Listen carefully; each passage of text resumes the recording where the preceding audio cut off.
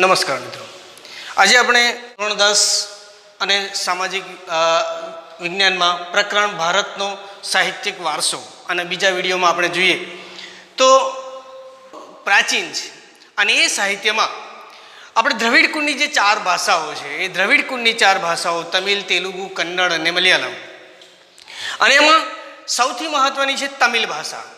તમિલ ભાષા એ દ્રવિડ કુળની સૌથી જૂની ભાષા છે, સૌથી પ્રાચીન ભાષા છે. એમાં 3 સંગમ સાહિત્યની રચના થઈ. તમિલ સાહિત્ય એમાં સૌથી મહત્વનું છે એત્તુથોકાય, એટલે કે 8 કાવ્યો, તોલકાપિયમ જે વ્યાકરણ ગ્રંથ છે, પથ્થુપાતુ જેને આપણે 10 ગીતો કહેવામાં આવે છે. આ સાહિત્ય સૌથી મહત્વનું છે તમિલ સાહિત્ય. તમિલ સાહિત્યમાં તિરુવલ્લુવર, અને આ તિરુવલ્લુવર એણે કુરલની રચના કરી. ઉપરાંત શિલ્પત્તિકારમ આ સૌથી મહત્વની છે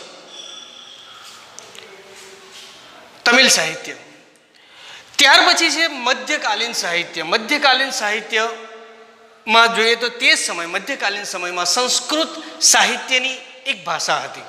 સૌથી મહત્વનું મોટાભાગનું સાહિત્ય એ સંસ્કૃત સાહિત્યમાં રચાતું હતું. એના 2 મહાન ગ્રંથો, અને આ 2 મહાન ગ્રંથોમાં સોમદેવે કથા સરિત સાગર એની રચના કરી, અને કવિ કલ્હણે રાજતરંગિણીની રચના કરી. આ રાજતરંગિણી એટલા માટે જાણીતો છે કે તે કાશ્મીરનો ઇતિહાસ વર્ણવતો હતો. સૌ પ્રથમ ઐતિહાસિક ગ્રંથ તરીકે પણ રાજતરંગિણી ગણાય છે. એ ઉપરાંત જયદેવે ગીત ગોવિંદની રચના કરી, એક કાવ્ય ગ્રંથ હતો ગીત ગોવિંદ. ત્યાર પછી સંસ્કૃત સાહિત્યમાં એમાંથી અપભ્રંશ થઈને ઘણી બધી ભાષાઓ ઉદ્ભવી, અને બધી ભાષાઓ જેમાં આધુનિક ભાષાઓનો ઉદ્ભવ થયો, અને એ આધુનિક ભાષાઓમાં હિન્દી પણ નિર્માણ પામી. અને આ હિન્દી સાહિત્યની જે રચના થઈ એમાં સૌ પ્રથમ ચંદ બદરાય દ્વારા રચિત પૃથ્વીરાજ રાસો આ હિન્દી ભાષાનું સૌથી પહેલું ગ્રંથ ગણાય છે. હિન્દી સાહિત્યની રચના શરૂઆત એ પૃથ્વીરાજ રાસો થઈ, અને આ પૃથ્વીરાજ રાસો એ જે રજપૂત રાજા પૃથ્વીરાજ ચૌહાણ, અને આ પૃથ્વીરાજ ચૌહાણની વીરતાનું વર્ણન એમાં કરેલું છે. એટલે હિન્દી સાહિત્યની રચના થઈ. એવી જ રીતે દક્ષિણમાં સંસ્કૃત સાહિત્યની પણ રચના થઈ. દક્ષિણ ભારતમાં સંસ્કૃતમાં ઘણા બધા ગ્રંથો લખાયા, એમાં શંકરાચાર્ય રચિત ભાષ્યની રચના થઈ. દક્ષિણ ભારતની વાત કરીએ તો દ્રવિડ કુળની જે જુદી જુદી ભાષાઓ છે એ ભાષાઓમાં સૌથી મહત્વની ભાષા હતી કન્નડ. એ કન્નડ ભાષા પણ રચાઈ. આ કન્નડ ભાષામાં જૈન ધર્મનો પ્રભાવ વધારે હતો, અને આ જૈન ધર્મના પ્રભાવને કારણે જૈન સાહિત્યની રચના થઈ. એમાં કવિ પંપા, આ પંપાએ એ આદિપુરાણની રચના કરી. કવિ પોન્નાએ શાંતિપુરાણની રચના કરી, કે 16મા જૈન તીર્થકરનું આખું જીવન કવન હતું એમાં શાંતિપુરાણમાં. કવિ રન્ના એમણે અજીત પુરાણની રચના કરી. એટલે આ 3 કન્નડ સાહિત્યના ત્રિપુટી જેને કહેવાય, સાહિત્યની ત્રિપુટી હતી, કવિ પંપા, કવિ પોન્ના અને કવિ રન્ના. તો કન્નડ સાહિત્ય ઉપરાંત તમિલ સાહિત્ય પણ રચાયું. કવિ કંબલે એ રામાયણની રચના કરી. તમિલ ભાષામાં રામાયણની રચના કરનાર હતા કવિ કંબલ.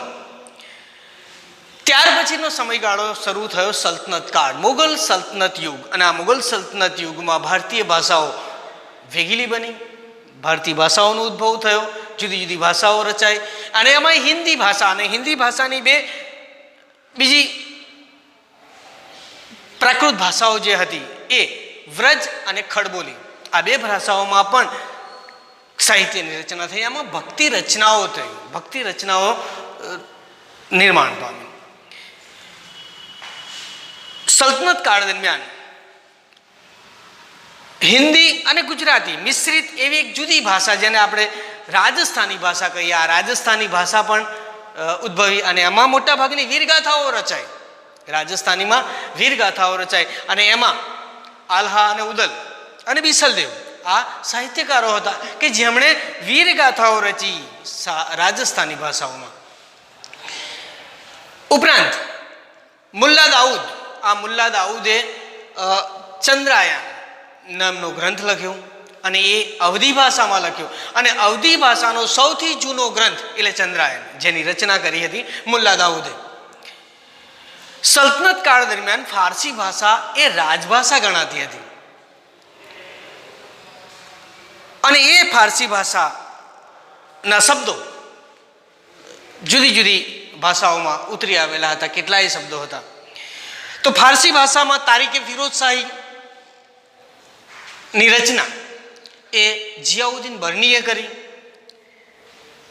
અને એમાં સલ્તનત કાળ સમય દરમિયાન અલાઉદ્દીન ખલજી અને મોહમ્મદ તગલક આ સલ્તનત યુગના સમ્રાટોનું વિવરણ, એમાં એમની રાજ્ય વ્યવસ્થાનું વિવરણ કરેલું છે. તારીકે ફિરોઝ શાહીને એની રચના કરનાર હતા જિયાઉદ્દીન બર્ની અને કેટલાક રાજકીય સિદ્ધાંતો પર આધારિત એક ગ્રંથ પણ હતો જેને ફતવાએ જહાદારી, ફતવાએ જહાદારી, આ ગ્રંથ એ રાજકીય સિદ્ધાંતો પર આધારિત હતો. એની પણ રચના થઈ હતી. સલ્તનત કાળ દરમિયાન અમીર ખુસરો એક મહાન સાહિત્યકાર હતો અને આ મહાન સાહિત્યકાર ની સાથે સાથે કવિ પણ હતો, સંગીતકાર પણ હતો, રહસ્યવાદી સંત પણ હતો. એટલે અમીર ખુસરો એ તે સમયનો સલ્તનત કાળ દરમિયાન સૌથી મહત્વનો સાહિત્યકાર હતો. એ ઇતિહાસકાર પણ હતો અને આ અમીર ખુસરોના જે ગુરુ હતા નિઝામુદ્દીન ઓલિયા, એમના ગુરુ હતા. આ અમીર ખુસરોએ પોતાની જે સાહિત્ય રચના કરી એ સાહિત્ય રચનામાં આશિકા, નૂર, સિપિહર, કિરાતુલ સદાયર આ એમની મહત્વની અને વિશ્વ પ્રસિદ્ધ જાણીતી કૃતિઓ છે જેના દ્વારા અમીર ખુસરો એક સાહિત્યકાર, મહાન સાહિત્યકાર છે એવી ગણના કરવામાં આવતી. અમીર ખુસરોના સમયમાં એણે ભારતીય ઇમારતોનું પણ વર્ણન કર્યું છે, ભારતનું જ્ઞાન વિજ્ઞાનનું વર્ણન કરેલું છે, ભારતની સુંદરતાનું વર્ણન કર્યું છે અને તે માનતો હતો કે હિન્દુ ધર્મનું સારત્વ ઇસ્લામને મળતું આવે છે એવું પણ કહેતો હતો. એટલે એ આવી પરિભાષા પણ જાણતો હતો કે હિન્દુ અને મુસ્લિમ આ બંને સાહિત્ય એક સરખા સમાન છે. એણે પોતાનું જે સાહિત્ય રચના કરી એ એની માતૃભાષા જેને હિન્દવી કહેતો એ હિન્દી ભાષામાં એણે રચના કરી. એણે હિન્દી અને ફારસી આ બે ભાષા ભેગી કરીને ચોપાઈની રચના કરી. એટલે અમીર ખુસરો એ એક સંગીતકાર પણ હતો અને ઇતિહાસકાર પણ હતો. એ અરસામાં બીજું પણ ઘણું સાહિત્ય રચાયું. એ સાહિત્યમાં ભક્તિ માર્ગના કેટલાક સંતોએ પોતાના સાહિત્યની રચના કરી, લોકોની ભાષામાં ઉપદેશ આપવાની શરૂઆત કરી, લોકોની ભાષામાં ભક્તિ ગીતોની રચના કરી અને એ રીતે તે સમયમાં કબીરે ભોજપુરી અને અવધી ભાષામાં એમની પોતાની રચના કરી. ઉપરાંત એમણે જે પ્રાકૃત ભાષામાં જે રચનાઓ કરી છે એમાં સંધુકડી ભાષા, કબીરની મોટાભાગની રચના એ સંધુકડી ભાષામાં કરેલી છે. એ સમયમાં મોહમ્મદ જાયસીએ અવધી ભાષામાં એક મહાન ગ્રંથ લખ્યો જેનું નામ હતું પદ્માવત. મોહમ્મદ જાયસીએ રચના કરી છે. તુલસીદાસ અને આ તુલસીદાસે રામચરિતમાનસ એની પણ રચના કરી છે, એ પણ અવધી ભાષામાં કરેલી છે. બંગાળી ભાષામાં પણ સાહિત્યની રચના થઈ. આ બંગાળી ભાષામાં જે સાહિત્યની રચના થઈ એમાં બંગાળી ભાષામાં રામાયણની રચના કરનાર હતા કૃતિવાસ. કૃતિવાસે બંગાળી ભાષામાં રામાયણની રચના કરી. ઉપરાંત ચૈતન્ય મહાપ્રભુએ ભક્તિ ગીતોની રચના પણ કરેલી છે. જેમ બંગાળી ભાષામાં સાહિત્ય રચાયું એમ ગુજરાતી ભાષામાં પણ સાહિત્ય રચાયું. ગુજરાતી ભાષામાં પણ ભક્તિ ગીતો રચાયા, પદો રચાયા, ગરબીઓ રચાઈ. એમની શરૂઆત નરસિંહ મહેતાએ કરી. નરસિંહ મહેતાએ ગુજરાતીમાં એના સાહિત્ય પદો રચ્યા. મરાઠી ભાષા પણ સાહિત્ય રચાયું. એમાં નામદેવ અને એકનાથ એમણે મરાઠી સાહિત્યની રચના કરી. જેન્યુલ આબેદીન એણે મહાભારત અને રામાયણ એને ફારસી ભાષામાં અનુવાદ કર્યો. જેન્યુલ આબેદીને. વિજયનગરના રાજા કૃષ્ણદેવરાય, અને આ કૃષ્ણદેવરાય પણ એક મહાન સાહિત્યકાર હતા. એમણે તેલુગુ ભાષામાં અને સંસ્કૃત ભાષામાં વિદ્વતા પ્રાપ્ત કરી હતી અને એક લેખક પણ હતા કૃષ્ણદેવરાય. અને એમણે આમુક્તમાલ્યદા ની રચના સૌથી શ્રેષ્ઠ છે. મોગલ સલ્તનત કાલીન સમયમાં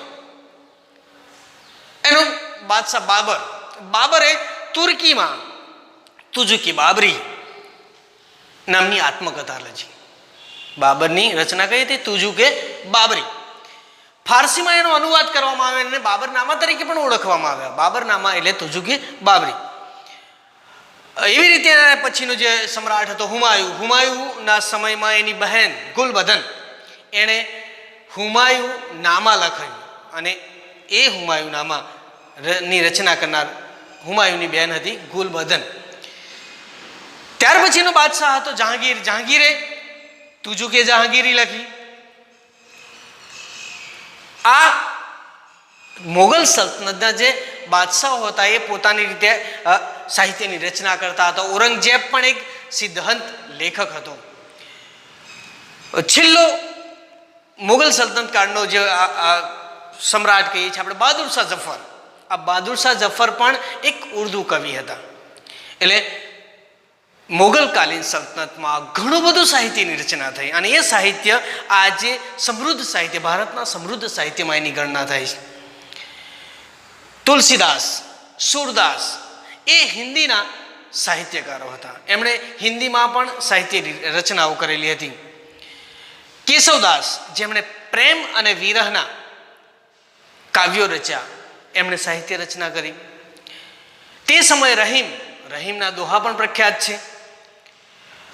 મુગલકાલીન સલ્તનતના સમયમાં અબુલ ફઝલે આઈને અકબરી લખ્યું. અકબરના સમયમાં જે મુગલ સલ્તનતનો સૌથી મહાન સમ્રાટ અકબરના સમયમાં અબુલ ફઝલ થઈ ગયો અને એને આઈને અકબરી લખ્યું. અને આઈને અકબરીમાં મુગલકાલીન સલ્તનતમાં અકબરના સમયમાં રિવાજો, શિષ્ટાચાર, ધર્મ, આર્થિક બાબત, રાજકીય બાબત, આ બધી બાબતોનું વર્ણન એ આઈને અકબરીમાં કરેલું છે. એટલે સૌથી મહત્વનો ગ્રંથ આઈને અકબરી ગણાય છે. ઐતિહાસિક ગ્રંથ છે. આ અબુલ ફઝલનો ભાઈ હતો ફૈજી, અને ફૈજી એક ફારસી કવિ હતો. એણે પણ રચનાઓ કરેલી છે.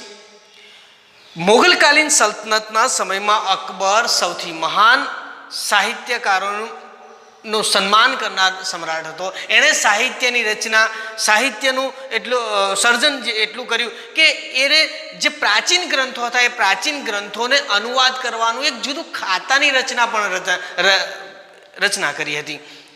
અકબરે રામાયણ, મહાભારત, અથર્વવેદ, ગીતા, પંચતંત્ર આ બધાનો જે ભારતના હિન્દુ સાહિત્યની જેને સૌથી મહત્વના ગ્રંથો ગણાય છે એ ગ્રંથોને એને ફારસીમાં અનુવાદ કર્યો.